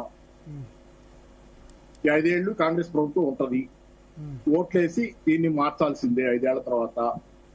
కాబట్టి ఈ లోపుగా మనం ఏం చేసినా వృధా ప్రయాస అనే లెక్కలో, పైగా వాళ్ళ సమస్యలు వాళ్ళకు ఉన్నాయి కాబట్టి వాళ్ళు రావటం లేదు తప్పితే బయటకు వస్తే సమస్య పరిష్కారం అవుతుంది అనుకుంటే బయటకు వచ్చే మూడ్ లోనే ఉన్నారు వాళ్ళు. వాళ్ళకి ప్రభుత్వం పట్ల అయితే మాత్రం ఖచ్చితంగా 100% నేను గ్రామీణ ప్రాంతాల నుంచి వచ్చిన వాళ్ళతో కూడా ఆటో డ్రైవర్లు వీళ్ళతో కూడా ఆటో డ్రైవరు జనరల్ గా గ్రామీణ ప్రాంతాల నుంచి వచ్చి ఇక్కడ ఉన్న వాళ్ళు దేనికి ప్రజలు రావట్లే, పెట్రోల్ డీజిల్ కు ధర్నా చేద్దామంటే రావట్లేదు, రైతులు మక్కల కొనుగోలు సంబంధించి రావట్లేదు. పార్టీకి ఎప్పుడు జరుగుతుంది అది? ఇప్పుడు కాదు. కమ్యూనిస్ట్ పార్టీలు నిరంతర ఉద్యమాల్లో ఉండే అంటే ఆందోళన మా జీవితం, అలజడి మా ఊపిరి అని చెప్పి మాట్లాడే కమ్యూనిస్ట్ పార్టీలో కూడా ఎవరు రారు. వాళ్ళ కేడర్ దక్కే తెలుసు కదా మీకు. ఎవరు రారు, ఎవరు రావటంలో ఇది అది నిరంతరంగా జరుగుతుంది. దానికి బాల్కా సుమన్ కూడా అంత ఆవేశపడటం మంచిది కాదు. ఆ రకంగా మాట్లాడటం అస్సలు మంచిది కాదు. బాల్కా సుమన్ మాట్లాడిన మాటలు అసలు ఏ రకంగానూ సమర్థనీయం కాదు. అతను ఆ విషయాల్లో మాత్రం పద్ధతి మార్చుకోవాలి. కానీ అంత మాత్రాన మీరు టీఆర్ఎస్ పార్టీ మొత్తంగా ఇదే ధోరణి అన్నట్టు దానికి ఏళ్ళని చూస్తే ప్రూఫ్ ఏది మీకు చెప్పండి ఏదైనా. బాల్కా సుమన్ మాట్లాడాడు, చాలా తప్పు మాట్లాడాడు, నేను కూడా ఖండిస్తున్నాను. నాకు అసలు అది విచిత్రంగా ఉంది. అది అంత ఇమ్మెచ్యూరిటీ, అది ఇమ్మెచ్యూరిటీ, అపరిపక్వత, రాజకీయాలు ఏమాత్రం తెలియని ధోరణి, ఆ తప్పు. కానీ టీఆర్ఎస్ పార్టీ గత 2.5 ఏళ్లుగా అనేక విషయాలు మూసీ దగ్గర నుంచి లగచర్ల దగ్గర నుంచి చాలా ఇష్యూస్ లో ఇచ్చేసింది. ఏ ఇష్యూలోనైనా టీఆర్ఎస్ పార్టీ హింసకు పాల్పడిందా? హింసకు ఇట్లాంటిది ఎక్కడైనా ఉన్నాయా? కౌశిక్ రెడ్డి విషయంలో అప్పుడప్పుడు అభ్యంతరాలు వచ్చినా కౌశిక్ రెడ్డి మీద ఎదుటి వాళ్ళు ఎక్కువ అగ్రెసివ్ గా ఉన్నారనేది కూడా చాలా పదే వచ్చింది. అది చాలన్నట్టు మరి కాంగ్రెస్ పార్టీ వాళ్ళు క్యాంప్ ఆఫీసుల మీద దాడి చేసింది, హరీష్ రావు ఆఫీస్ మీద, లేకపోతే పోయి ఇక్కడ మొన్న కౌశిక్ రెడ్డి దీని మీద దాడి ఇవన్నీ మనకి కనపడతానే ఉన్నాయి కదా. కాంగ్రెస్ పార్టీ వాళ్ళు అధికార పార్టీ ఉండి వాళ్ళు హింసకు దిగిన సందర్భాలే కనపడతాయి మనకి. ఎక్కువ అన్ని అంటాను నేను, ఎక్కువ వాళ్ళే కనపడతాయి. బూతుల దగ్గర నుంచి అన్ని ఎక్కువ వాళ్ళే కనపడతాయి, అన్ని కనపడేది వాళ్ళే. మరి ఇట్లాంటప్పుడు మనం ఏదో ఈ ఒక్క సందర్భాన్ని పట్టుకుని టీఆర్ఎస్ పార్టీ మొత్తంగానే ఇక తగలబెడతాం, పగలగొట్టడం తప్పితే ఇంకోట్లేదు, ఉద్యమం కూడా ఇలాగే చేస్తారని చెప్తే ఉద్యమం అలా జరిగిందా? టీఆర్ఎస్ ఉద్యమం అలా జరిగితే అది నిలబడేదా? తెలంగాణ వచ్చేదా? మిత్రుడు శ్రీనివాస్ గారు ఉన్నారు కదా ఇక్కడ, ఆయనకు కూడా తెలుసు కదా, ఆయన ఉద్యమంలో పాల్గొన్నాయనే కదా. ఉద్యమం శాంతియుతంగా జరిగిందనేది అందరికీ తెలుసు. ఇప్పుడు దాని మీద బురదలు అక్కర్లేదు కదా. మళ్ళీ వెనక్కి మళ్ళీ ఉద్యమం మీద కూడా బురదలు అక్కర్లేదుగా. చంద్రబాబు రాజకీయాన్ని తెచ్చుకొని ఇక్కడికి ఉద్యమం మీద బురదలు అక్కర్లా. తాడు శ్రీనివాస్ గారు. భరత్ గారు నమస్తే అండి. బాల్క సుమన్ వ్యాఖ్యల మీద దుమారం జరుగుతుంది. వాళ్ళ పార్టీ, మీ భారతీయ జనతా పార్టీ ఆఫీస్ లో కూడా పెట్టి ప్రెస్ మీట్ పెట్టి చాలా మంది నేతలు మాట్లాడారు. డెఫినెట్ గా ఇటువంటి వ్యాఖ్యలు వచ్చినప్పుడు సభ్య సమాజం ఖండించాల్సిందే కదా. ఇప్పుడు అన్న మాట్లాడారు కదా, అక్కడ వారు చెప్పిన విశ్లేషణ కూడా నిజంగా కూడా ఒక రాజకీయ పార్టీ ప్రజాస్వామ్యత దేశంలో ఒక ఎంపీగా, కాకపోతే ఒక్కటి అన్న, అతను ఎంపీగా పనిచేశాడు చిన్న వయసులోనే, తర్వాత ఎమ్మెల్యేగా పనిచేశాడు, విప్పుగా పనిచేశాడు, తర్వాత ప్రతిపక్షంలో ఉన్నాడు, ఒక రాజకీయ పార్టీలో అంతకుముందు ఒక విద్యార్థి సంఘ నాయకుడిగా ఉన్నాడు. సరే, అప్పుడు విద్యార్థి సంఘ నాయకుడిగా కొంత మేరకు ఉద్యమంలో తను అంటే రాళ్ళేయడమో, పూల తొండీలుగా పగలగొట్టడమో ఇటువంటి ఏమన్నా చేసి ఉండొచ్చు కాక. కానీ ఈ రోజు మొత్తం ఏకంగా మిలిటెంట్లని తయారు చేయడం అంటే అడవిలో మనకు నాకు అబ్జెక్షన్ లేదు కానీ ఆ మిలిటెంట్ అనే మాట తప్పు కాదని నేను అంటే. ఆ మాట మాత్రం తప్పు. ఆయన మాట్లాడి అని చాలా అధ్వానమైన మాటలు ఉన్నాయి. తెలంగాణలో ఏముంది అన్నట్టు అన్న, తెలంగాణలో ఏముందంటే ఆనాడు ఉన్నటువంటి ప్రముఖ న్యూస్ ఛానల్స్ గానీ, న్యూస్ పేపర్స్ గానీ ఒక మిలిటెంట్ హతము, లేకపోతే ఇది హతము, ఎక్స్ట్రీమిజం, ఈ రకంగా మనం వార్తలు కూడా చదివినాం కాబట్టి అదే. ఒక చిన్న మీకు యాడ్ చేస్తున్నాను. నేను చెప్పేది, నేను ఏఎస్ఎఫ్ లో పనిచేశాను. సిపిఐ పార్టీ కాదు, పార్లమెంటరీ కమ్యూనిస్ట్ పార్టీ. మాకు స్టూడెంట్ డేస్ లో ఏఎస్ఎఫ్ కి మిలిటెంట్ అనే పత్రిక ఉండేది. మా పత్రిక పేరు మిలిటెంట్. అందుకు అంటే మీ ఉద్దేశం, మీ పత్రిక ఉద్దేశం గానీ, మీ ఉద్దేశం గానీ, మిలిటెంట్ పదం అనేది ఇంగ్లీష్ లో యాజ్ ఇట్ ఈస్ ఒక వర్డ్ కి మీరు అనుకరించవచ్చు. కానీ ఇతను అన్న ఉద్దేశం వేరు కదా. రైలు పట్టాలు ఉడబీకేసేటటువంటి మిలిటెంట్ ఉద్యమం, సింగరేణి ఆఫీస్ ను తగలబెట్టేటటువంటి మిలిటెంట్ గా మారమని. సో నేనేమంటానంటే, పవర్ ఉన్నప్పుడు ప్రగతి భవన్ లో ఉండడము, ఏసీ గదులలో ఉండడం, పవర్ పోతే సింగరేణి భవన్ తగలబెట్టాలా, పవర్ పోతే పట్టాలు పీకేయాలా, కట్ చేయాలా, రైల్వే ఆస్తులను కానీ, సింగరేణి ఆస్తులను కానీ, తెలంగాణకు ప్రజల్ని ఆయన ఇస్తున్న మెసేజ్ ఏంది అంటే, మన క్యాడర్ ఎవరు రావట్లేదు, రైతు ఉద్యమాలలో 5 రావట్లేదు అంటే వారి పరిస్థితి ఆ రకంగా ఉండొచ్చు కాక. ఉన్నదని చెప్పి జనరల్ గా వచ్చిన వాళ్ళని మిలిటెంట్ గా మారిస్తే వారి భవిష్యత్తు ఏం కావాలి? నీకంటే ఎంపీ ఎమ్మెల్యే అయినావు, సరే, అదృష్టవశాత్తు తెలంగాణ వచ్చిన తర్వాత ప్రజలు మన పార్టీకే పట్టం కట్టినారు కాబట్టి నీకు మాకెవ్వరు రానంత అవకాశం నీకు వచ్చింది. సో ఆ వచ్చిన అవకాశాన్ని ఈ రకంగా మార్చడానికి ఈ రోజు మిలిటెంట్లని అని అంటా ఉన్నాడు అతను. అంటే ఇట్లా రౌడీ ముఖల్ని తయారు చేసే ట్రైనింగ్ క్లాసెస్ ఇచ్చేటట్టుగా నువ్వు మారిపోతే ఎట్లా చెప్పండి? సో దీన్ని ఎవరు ఖండించాలి? మనం కాదన్న, బయట ఉంది పార్టీ అధ్యక్షుడు ఇమీడియట్ గా పిలిపించుకొని మందలించడము, యాక్షన్ తీసుకోవడము, సస్పెండ్ చేయడం, ఇటువంటి యాక్షన్స్ ఉంటే రేపు ఇంకొకరు మాట్లాడకుండా ఉంటది కదా.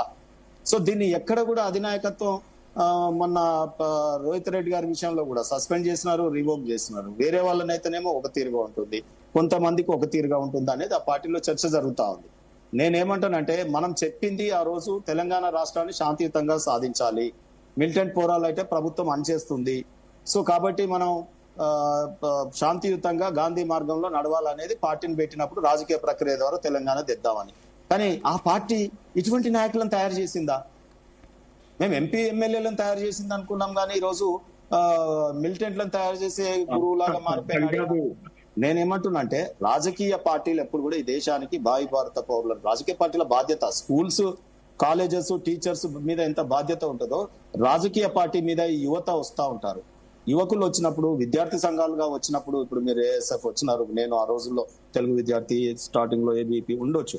నేనేమంటున్నానంటే ఈ రోజు మనం అందరం కూడా దేశ నిర్మాణం కోసం, మానవ జీవితాలు మంచిగా పెంపొందించుకోవడానికి మనం వచ్చినాం తప్ప ఈ రకంగా మనం మారడానికి వచ్చినామా? నీకు పవర్ ఉంటేనేమో ఏ ఉద్యమాలు అక్కర్లేదా? పవర్ ఉన్నప్పుడు, పవర్ లేనప్పుడేమో నువ్వు ఈ రకంగా ఉద్యమాలు చేస్తేనే మనం మళ్ళీ గవర్నమెంట్ లోకి వస్తామన్నా. మరి నువ్వు పవర్ ఉన్నప్పుడు ఇందిరా పార్కుని ఎందుకు రద్దు చేసినావు? డెమోక్రటిక్ గా జరిగే ఉద్యమాలను ఎందుకు రద్దు చేసినావు? అది కదా మనం మాట్లాడాల్సింది. నేనేమంటున్నానంటే ఈ రోజు బీఆర్ఎస్ పార్టీ ఫుల్ ఫ్రస్ట్రేషన్ లో ఉన్నది. ఈయన ఆషామాషి వ్యక్తి కాదు. 24 గంటలు కేటీఆర్ తో, కేసీఆర్ గారితో శుప్రద్ పటేల్ కూడా జాయిన్ అయ్యారు. నేను ఒకసారి వాళ్ళ ఒపీనియన్ తీసుకుందాం. మానవతారాయ్ గారు, శుప్రద్ పటేల్ గారు కూడా ఉన్నారు. మానవతారాయ్ గారు, భరత్ గారు కొద్దిగా నేను 8:30కి వెళ్తాను. ఓకే, 8:30 క్లోజ్ అవుద్ది మొత్తం debate. No problem. Yes, Manavatha Roy గారు చెప్పండి. సో మీరు గతంలో రేవంత్ రెడ్డి కామెంట్ చేశారు, ఇంతకుముందు బాలకృష్ణ మాట్లాడారు మనతోటి. రేవంత్ రెడ్డి చాలా కామెంట్ చేశారు, గోళీలు ఆడుకుంటా, పేగులు వేసి తొక్కుతా అన్నప్పుడు ఎందుకు కేసులు పెట్టలేదు. మకాన్ సింగ్ రాజ్ ఠాకూర్ ఏదో కామెంట్ చేశారు, జడ్చర్ల అనిరుద్ రెడ్డి అరబిందో కార్యాలయం తగలబెడతా అన్నప్పుడు ఎందుకు కేసు పెట్టలేదు, ఓన్లీ మా మీదనే ఎందుకు కేసు పెడుతున్నారు. నేను అన్నది మిలిటెంట్ పోరాటం, అది కూడా ఫ్యాబ్రికేట్ వీడియో చేశారు అంటారు. ఇప్పుడు రేవంత్ రెడ్డి గారు తన రాజకీయ ప్రత్యర్థుల గురించి మాట్లాడటం జరిగింది. ప్రజల ఆస్తులు కాలబెడతా, కేంద్ర ప్రభుత్వ ఆస్తులు ధ్వంసం చేస్తా, రైల్వేలు కోసివేస్తా, లేకుంటే సింగరేణి భవనానికి నిప్పు పెడతానన్నట్లయితే ప్రజలు కూడా రేవంత్ రెడ్డి గారి నాయకత్వాన్ని సమర్థించేవాళ్ళు కాదు. రేవంత్ రెడ్డి గారు పిసిసి అధ్యక్షుడిగా వాళ్ళ యొక్క విధానాలపైన, ప్రజా వ్యతిరేక విధానాలపైన కొట్లాడ్ను కేసీఆర్ గారు ప్రగతి భవన్ ల్యాండ్ మైన్ బ్లాస్ట్ చేసి ల్యాండ్ మైన్ కాదు, నక్సలైట్లు వచ్చి దాన్ని పేల్చి వేస్తే బాగు అన్నాడు. ఎందుకంటే ప్రజల్ని ఎవరిని కలవట్లే. ప్రజాభవనం అనేది అది ప్రగతి భవన్ ఏదైనా అట్లా కరెక్టా? ఒకవేళ పేల్చివేయాలని అన్నారు కానీ, నక్సలైట్లు వచ్చి పేల్చివేయాలని అన్నారు కానీ, మేమొచ్చి మా కార్యకర్తలు వచ్చి పేల్చివేస్తాం వల్ల ఇక్కడ ఏమైంది? వీళ్లకు ముఖం లేదు, జనాలు వీళ్ళ దగ్గర రావటం లేదు. రైతుల దగ్గర పోతే రైతులు చేదరించుకుంటున్నారు. బీఆర్ఎస్ నాయకుల్ని అవినీతి పీకల్లోకి కూరకపోయారు. వీళ్ళు చీడ పురుగులు మా సొమ్ము తిన్నారని చెప్పి రైతుల దగ్గర అనేయట్లేదు. నిరుద్యోగ ఉద్యమంలో కూడా గ్రూప్ 1 పైన కృత్రిమ నిరుద్యోగ ఉద్యమం చేసి విఫలమైపోయారు.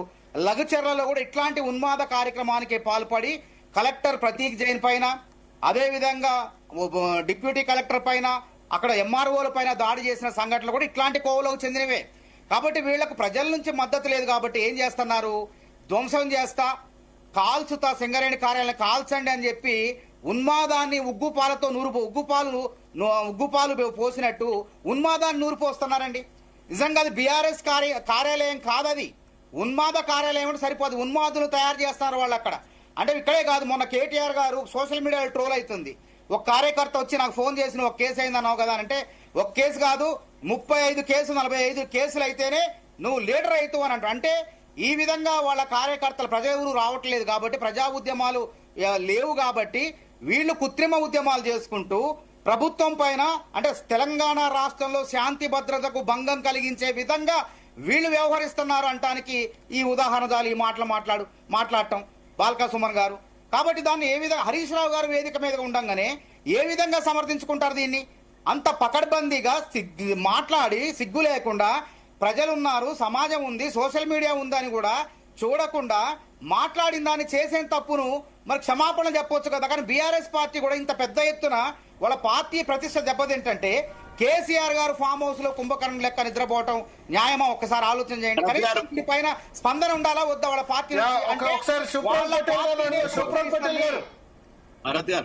చెప్పండి భరత్ గారు, గుడ్ ఈవినింగ్. మీకు విషయం ఏంటంటే నిన్న 2 అంశాల మీద మా పార్టీకి సంబంధించిన బీఆర్ఎస్ ఎల్పీ ఉపనేత హరీష్ రావు గారు 2 విషయాలు ఈ రాష్ట్ర ప్రభుత్వం చేస్తున్నటువంటి కుంభకోణం ఏ విధంగా భూభారతి ద్వారా చేసిరనేది, ఒకటి శంషాబాద్ సంబంధించి పెద్ద షాపూర్ కు సంబంధించినటువంటి గ్రామంలో 170 ఎకరాల స్థలం ప్రభుత్వ స్థలం అని చెప్పి ఆర్డీఓ గారు హైకోర్టులో అఫిడవిట్ వేస్తే దాన్ని 4 రోజుల లోపట్నే దాన్ని మార్చి ఎంఆర్ఓ గారు పట్టా భూమిగా రేవంత్ రెడ్డి గారు ఖండిస్తున్నారా మీరు?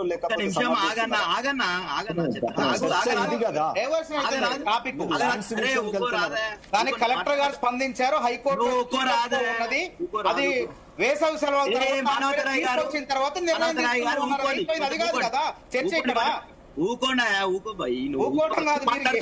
ఉన్మాదులు లెక్క మారకండి, ఉన్మాదులు లెక్క మారకండి దయచేసి. ప్రజాస్వామ్యంలో ఒక పార్టీ పెట్టారు, ప్రజాస్వామ్యం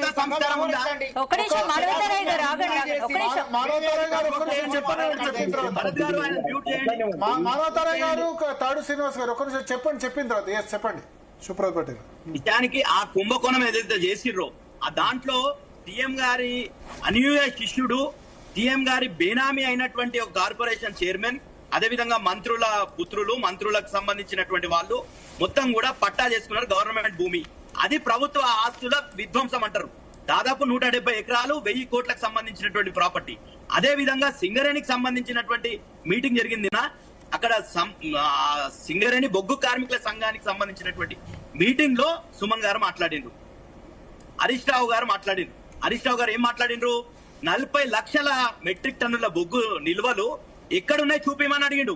ఈ ప్రభుత్వం దానికి సంబంధించి ఇన్కమ్ ట్యాక్స్ కట్టింది, దానికి సంబంధించి స్టేట్ డివిడెంట్, సెంట్రల్ డివిడెంట్ అంతా కూడా చెల్లించి సింగరేణిలో ఈ రోజు ఆ 40 లక్షల మెట్రిక్ టన్నులు అంటే 1600 కోట్లకు సంబంధించినటువంటి సింగరేణి బొగ్గు ఎక్కడ పోయిందని అడిగిండ్రు హరీష్ రావు గారు. ఈ 2 అంశాలను డైవర్ట్ చేసే విధంగా ఈ రోజు సుమన్ గారు మాట్లాడి ఆయన 20 నిమిషాలు మాట్లాడితే దాంట్లో 1 నిమిషం వీడియో తీసుకొని దాన్ని అక్కడ ఇక్కడ ఎడిట్ చేస్తూ ఆ విషయంలో ఈ రోజు జరిగింది ఏంది? సింగరేణిలో ఈ ప్రభుత్వం ఏ విధంగా మొత్తం కూడా సింగరేణి ఆస్తులను ఏ విధంగా విధ్వంసం చేస్తుంది.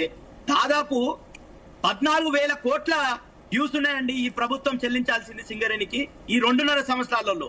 అదే విధంగా ఓవర్ డ్యూస్ తీసుకొని రాష్ట్ర ప్రభుత్వానికి కేంద్ర ఆర్బీఐ సంస్థ ఇచ్చినటువంటి డ్యూ 3,200 కోట్లు ఉంటే సింగరేణి సంస్థ 4,000 కోట్ల ఓవర్ డ్యూ ఉన్నది. ఆ సంస్థ మొత్తం కూడా కొలాప్స్ చేసే నేను అనేది ఏంటంటే అంత ఎక్స్టెంపరీ కామెంట్స్ ఎందుకు చేయాల్సి వచ్చింది? ఇవన్నీ ఫ్యాక్ట్సే. దీనికి ప్రజాస్వామ్యంగా ఉద్యమం చేయొచ్చు కదా, ఎక్స్టెంపరీ కామెంట్స్ ఎందుకు చేశారు? మీరు టైం ఇచ్చారు అని చెప్పి మీరు 10 నిమిషాలు అదే చెప్తున్నారా? అయితే నేనేమంటున్నా శుభప్రద గారు అడ్వకేట్, నేనేమంటున్నా మానవతారాయ్ గారు ఏం మాట్లాడుతుండ్రు? మానవతారాయ్ గారు ఒక ప్రభుత్వంలో ఒక ఎమ్మెల్యేగా ఉండి అనిరుద్ రెడ్డి గారు అరబిందో ఫార్మా కంపెనీని అంటిపెడతా అన్నాడు, ఆయన మీద చర్యలు తీసుకురా. అదేవిధంగా మక్కన్ సింగ్ ఠాకూర్ గారు నరికేస్తా కాంగ్రెస్ పార్టీకి ఈ ప్రభుత్వానికి వ్యతిరేకంగా మాట్లాడుతా అన్నాడు, దాని మీద చర్యలు అయినా, కేసులు అయినా? రేవంత్ రెడ్డి గారు ఎన్ని సందర్భాల్లో మాట్లాడినండి? కనుగిడ్లు వీకి కోటిలు ఆడుకుంటా అన్నాడు, ఎవరిని చంపుతాడు? అదే విధంగా పేగులు తీసి మెడలు వేసుకుంటా అన్నాడు, లాగుల తొండలు ఇడుస్తా అన్నాడు. ఆయన మీద ఇన్ని అనేక మీరు తీపియండి. నిజమే, వారు ముఖ్యమంత్రి మీద, మంత్రుల మీద, ఎమ్మెల్యేల మీద మేము ఎన్ని కంప్లైంట్లు ఇచ్చినాం, ఎన్ని ఫిర్యాదులు చేసినాం, ఒక్క ఎఫ్ఐఆర్ అన్న నమోదు చేసిందా ఈ ప్రభుత్వం అని అడుగుతున్నాం. ఈ రోజు బండి భగీరథ విషయంలో ఎక్కడ పోయింది పోలీసు అని అడుగుతున్నాం. ఈ రోజు ఒక్క భర్త సుమన్ గారు 2 మాటలు మాట్లాడగానే ఆవేశంగా మాట్లాడితే కేసు నమోదు అయింది, ఎఫ్ఐఆర్ అయింది. 8 రోజులు పట్టుకోలేదండి ఈ పోలీసులు. చెప్పండి తాడు శ్రీనివాస్ గారు, చెప్పండి. ఇప్పుడు నేనేమంటున్నా, ఇప్పుడు ఒక్క నిమిషం, సరే రైతుల పరిస్థితి ఏంది? ఒక్క నిమిషం నన్ను అడిగిండు శుభప్రద్, నన్ను భరత్ గారు అడిగారు.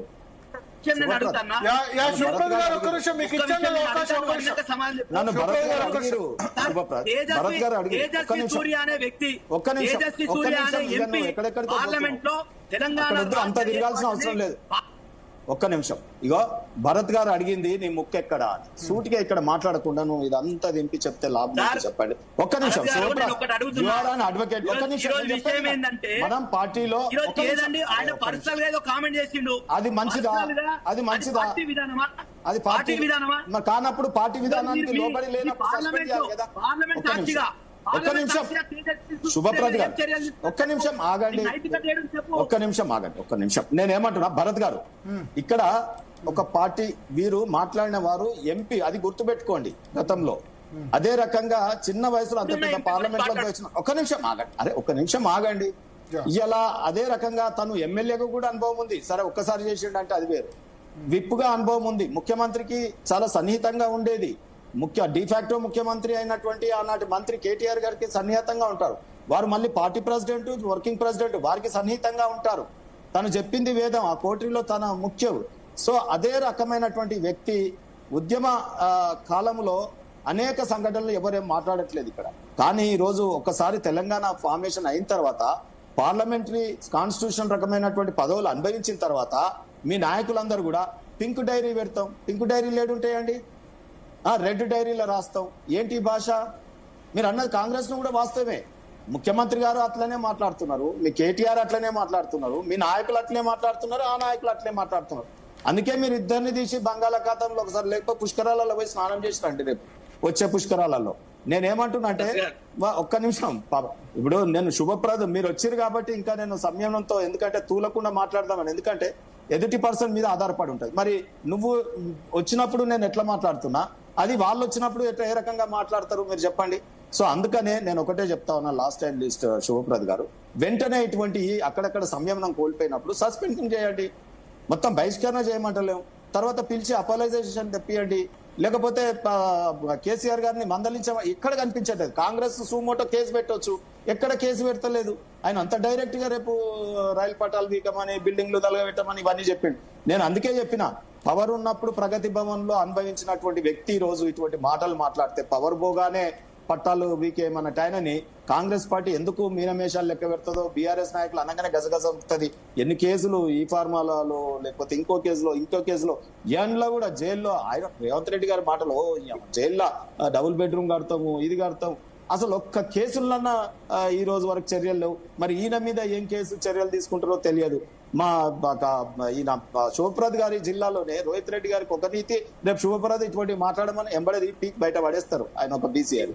సో అందుకే నేను ఏమంటున్నంటే, ఈ రోజు బీఆర్ఎస్ పార్టీ కావచ్చు, కాంగ్రెస్ పార్టీ కావచ్చు, వారి నాయకులు కావచ్చు, ప్రజలని మాటలతో మాయల పకీర్ లాగా మాట్లాడుతూ, సో ఈ రకంగా మాటలు తూటాలతో రాజ్యంలోకి రావాలనే ప్రయత్నాలు చేస్తుంది తప్ప ప్రజల మంచి కోసం రావట్లేదు. అందుకే రాబోయే కాలంలో బీజేపీ ఈ రెండు పార్టీలను తీసుకెళ్లి బంగాళాఖాతంలో ముంచడం ఖాయం. ఇప్పుడు బీజేపీ వాళ్ళు శుద్ధపూసల లెక్క మాట్లాడుతున్నారు. తెలంగాణ ఏర్పాటును పాకిస్తాన్ తో పోలుస్తారు, అవమానపరుస్తారు. నరేంద్ర మోడీ గారు ఆయన కాంగ్రెస్ పార్టీని ఎంఎంసీ తో పోలుస్తారు, ముస్లిం మైనారిటీ కాంగ్రెస్ అని పోలుస్తారు. మేము అంటున్నా పాకిస్తాన్ తోకముడిచారు కాబట్టి పాకిస్తాన్ జనతా పార్టీ అంటున్నా. అదే విధంగా దేశ ప్రజలకు మేలు చేయమంటే ఉద్రిక్తతలు రెచ్చగొట్టే విధంగా మాట్లాడుతారు. అందుకే నేను ఏమంటున్నా, ఈ దేశంలో బీఆర్ఎస్ బీజేపీ పార్టీల్లో ఆర్థికవేత్తలు ఉండరు. ఉద్వేగాలు రెచ్చగొట్టి, భావ ఉద్వేగాలు రెచ్చగొట్టే ఉద్రేకవేత్తలే ఉంటారు. కాబట్టి అసలు వీళ్ళ వైఖరిలో మార్పు రావట్లే. వీళ్ళు అధికారంలో ఉన్నా అంతే, అధికారం లేకపోయినా అంతే. కాబట్టి దేశ ప్రజలు గమనిస్తున్నారు, ఇది గుర్తుపెట్టుకోండి. రాష్ట్ర ప్రజలు గమనిస్తున్నారు. ఎంత సమర్థించుకుంటున్నారంటే, ఎంత నీచంగా సమర్థించుకుంటున్నారంటే అది కరెక్టే, తప్పు కాదు. బాల్క సుమన్ మాట్లాడటం ఉన్మాదంగా, అరే జరిగిందేదో జరిగిపోయింది, దానికి క్షమాపణ చెప్పండి, చెప్తే ప్రజలు క్షమిస్తారు. అంతేకాకుండా ఎంత పెద్ద నేరం తెలుసా, బిఎన్ఎస్ సెక్షన్ ప్రకారం సోప్రత్ పటేల్ గారు మీరు కూడా అడ్వకేటే కదా, 61 నిబంధన కింద ఇది కుట్రపూరితంగా ప్రసంగిస్తే పెద్ద అసలు 7 సంవత్సరాల పైనే శిక్షలు ఉన్నాయి దీనికి. స్టేషన్ బెయిల్ కూడా రాదు, నాన్ బెయిలబుల్ కేసులు పెట్టొచ్చు. ఒక సెక్షన్ కాదు, 192వ సెక్షన్. అన్ని రకాలుగా శాంతి భద్రతలకు భంగం కలిగించే విధంగా మాట్లాడటం కూడా పెద్ద కఠినమైన నేరం. అయినప్పటికీ సోయి లేకుండా ఒక విప్ అయి ఉండి, ఒక మాజీ విప్ అయి ఉండి, మాజీ ఎంపీ అయి ఉండి, ఈ విధంగా కార్యకర్తల్ని ఉన్మాదులుగా తయారు చేసి రాష్ట్రం మీద వదిలిపెట్టేసి అనేక ప్రమాదాలకు కారణమయ్యే విధంగా వ్యవహరించడం ఇంతకన్నా దిక్కుమాల రాజకీయం ఇంకోటి లేదండి. కేసు పెట్టొచ్చు కదా.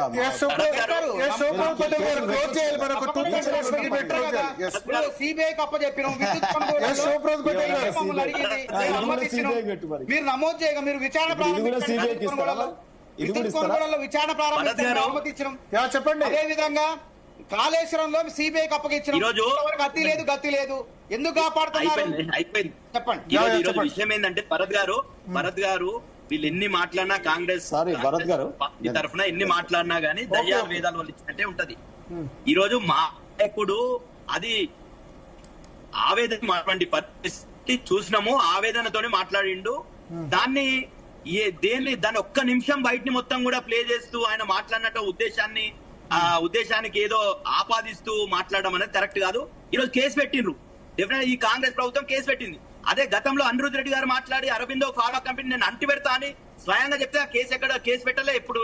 అదే విధంగా మక్కన్ సింగ్ ఠాకూర్ గారు మొత్తం కాంగ్రెస్ ప్రభుత్వానికి అన్నాడు, దాని మీద కేసులు పెట్టలే. ముఖ్యమంత్రి గారు గుడ్లు వీకి గోటిలు ఆడుకుంటా అన్నాడు,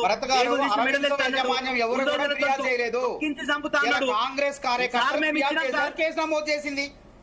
మీకు తెలియకపోతే చేయండి, మరి మీరు అరవిందో తరపున యజమానిగా చేయండి. అందకలేందుకు యాజమాన్యమే ఫిర్యాదు చేయలేదు. చెప్పండి, ఈ ప్రభుత్వంలో ఉన్నటువంటి ముఖ్యమంత్రి కావచ్చు, మంత్రులు కావచ్చు, 100 కంప్లైంట్ ఇస్తే ఇప్పటి వరకు ఒక కేసు లేదండి. ఈ రోజు ఒక న్యాయవాది మొహియుద్దీన్ గారిని హత్య చేసిండ్రు. దానికి కారణం ఎవరండి?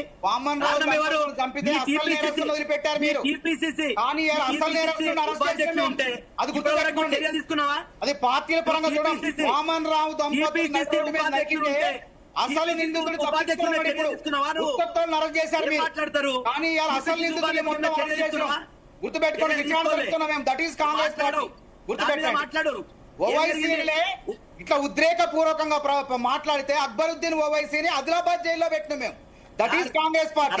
తర్వాత ఏం చేసినా మాకు గుర్తుపెట్టుకోండి. మీ లెక్క భయపడ్డారండి. రోహిత్ వేముల చనిపోతే కనీసం ఎఫ్ఐఆర్ నమోదు చేశారండి మీరు. ఈ రోజు చెప్తున్నారు దయ్యాలు వేలాలు వలిచినట్టు మీరు చెప్పారు. ప్రజాక్షేత్రంలో బీజేపీ నాయకులు ఆయన ఆత్మహత్య ఏ విధంగా తిరగబడాలో మీరు కేసు నమోదు చేశారా, ఎఫ్ఐఆర్ నమోదు చేశారా? 100% తిరగబడతారు. మీరు ఇంతకుముందు మాట్లాడితే మిమ్మల్ని ఉన్మాదంగా మాట్లాడితే తెలంగాణ బరి తెగించి బీఆర్ఎస్ వాళ్ళు మాట్లాడితే తెలంగాణ ప్రజలు బరిత పూజ చేయడం తెలుసు కదా ప్రజలు. అందుకే మిమ్మల్ని ఎన్నికల్లో మీరు చూపించారు కదా, ఇంకా మీరు పతనం అయిపోయారు. మిమ్మల్ని వ్యాఖ్యలతో ప్రజల్లో ఇంకా పతనం అయిపోయారు. మీరు దిగజారుడు విధ్వంసకర హింసాత్మకమైన వ్యాఖ్యలతో ప్రజల్లో ఇంకా ఈ రోజు ఇంకోటి బీజేపీ మిత్రులు ఇక్కడ నుంచి పోయిన డిబేట్ లో గానీ ఈ రోజు తేజస్వి సూర్య గారి మీద ఏం చర్యలు తీసుకుంటారు? పాపారావు గారు కాంగ్రెస్